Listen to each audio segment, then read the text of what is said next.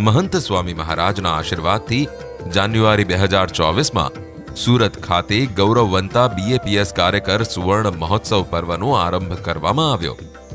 અને આપને જણાવતા આનંદ થાય છે કે આ જે સ્વયંસેવકો જે કંઈ સેવા કરી રહ્યા છે, નાત જાત મારું તારું ધર્મ એવા કોઈ પણ ભેદભાવ વિના સમગ્ર વિશ્વની સેવા માટે, સમગ્ર સમાજની સેવા માટે વર્ષોથી પોતાનું યોગદાન આપી રહ્યા છે. આ સેવાનું તંત્ર તો આટલા વર્ષોથી ચાલે છે, પરંતુ 1972માં પરમ પૂજ્ય પ્રમુખ સ્વામી મહારાજે આ સ્વયંસેવકોની સેવાનું એક વિધિવત તંત્ર, એક મધ્યસ્થ કાર્યાલય સ્થાપીને ગોઠવ્યું.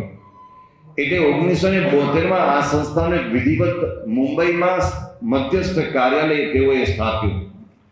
એ વાત